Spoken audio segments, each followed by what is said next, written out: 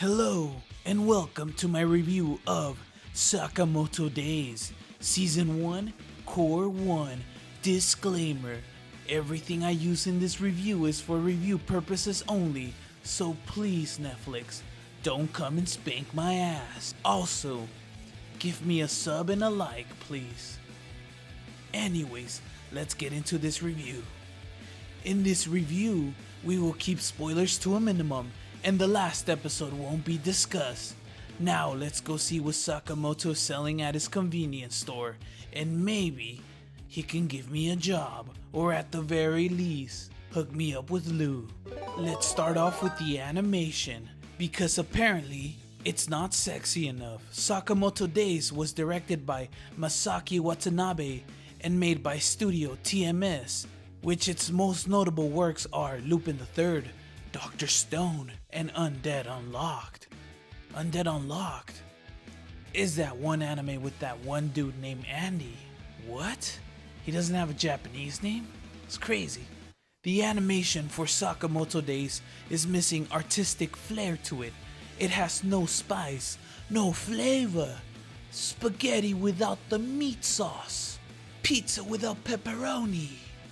It's the equivalent of ordering a cheeseburger from In-N-Out, but instead of getting the bun, you're getting it lettuce wrap. Man, does that taste like ass. It just doesn't hit the same, man.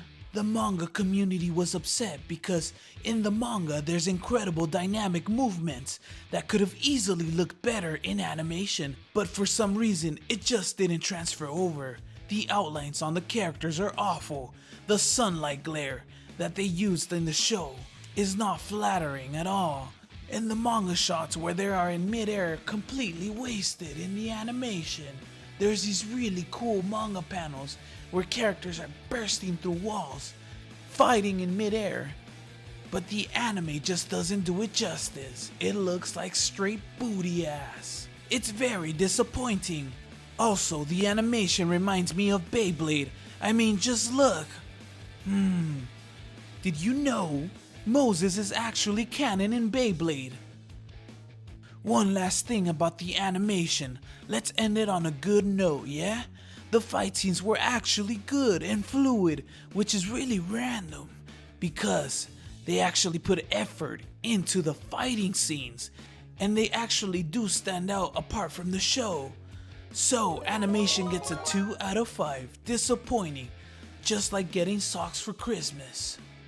Let's jump over to the characters, because I actually do think that there's really good characters within Sakamoto Days. The only characters I'm going to mention are the sexy ones. I'm actually looking at you, random bald scientist.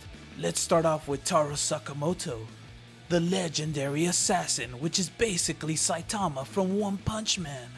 Next up, we got Aoi Sakamoto, my wife, my lover, my everything. We also have Shin, the telepathic rookie that wants to do the right thing because he has a heart of gold.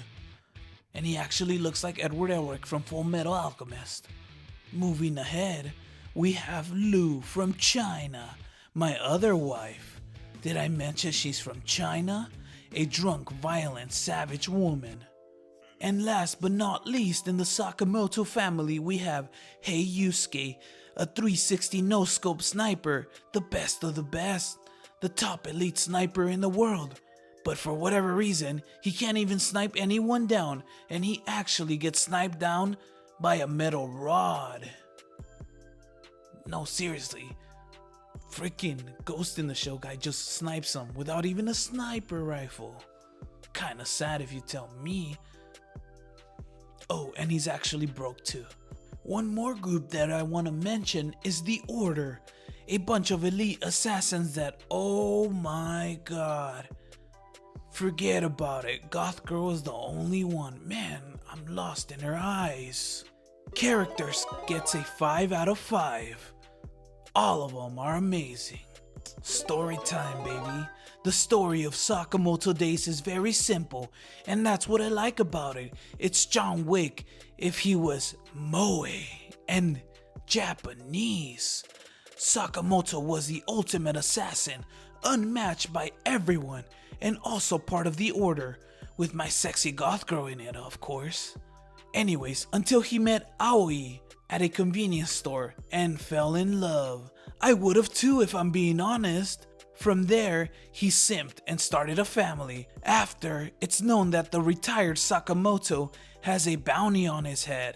Sakamoto and the family have to unite to find out who's putting the bounty on his head, making this into the One Piece. From here, we get into the Mafia Boss of the Week. And did I forget to mention, magic and fantastical elements exist in this world, like mind readers, invisible sexy dudes, and whatever he is, I guess, and his kinky friend.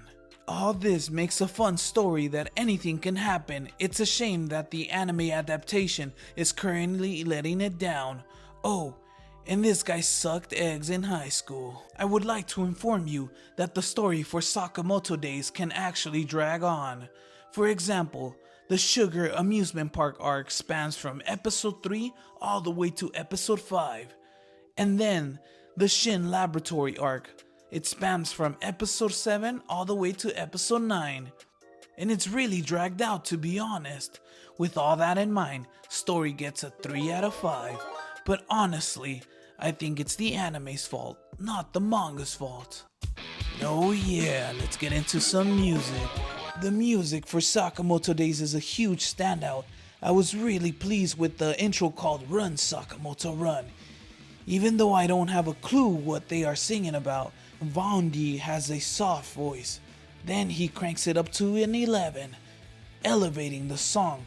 Also, the killer guitar riffs in the beginning, it's like cotton candy, man. What a guitar riff. Joining Vondi is Cotton Candy, not cotton candy, Cotton Candy, with the ending theme called Futsu, a sweet and cute ending to relax you after the fights with the mafia bosses and the robots. A very great song to just vibe out to. The soundtrack is great, nothing too crazy, but with the jazzy beats and the crazy Sakamoto screaming, it makes the fights fun, funny, and cool. Music gets a 4 out of 5. In conclusion, while the manga for Sakamoto Days is strong, I can't say that about the anime. It's just too clunky and slow. The pacing is what did it for me, and that might be because it's split into 2 cores. A trend that I'm not really digging, like what they are going to do with Fire Force Season 3. And I will review the 2nd season when Netflix decides to drop it. Also, for some reason Netflix in Latin America, they were a week ahead of us, man. They actually had the last episode a week before the Americas did. Viva Mexico!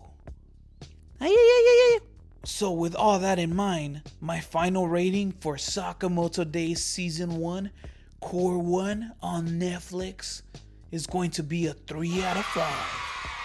It's an alright anime. It could have been better, man. I feel bad for the manga fans. Now that this review is wrapped, I'm gonna go open my own convenience store. Maybe pick up my own Lua on the way. Or my own Aoi. I've been your host, Sunset. Give me a sub and a like, and I'll see you guys later. Peace out.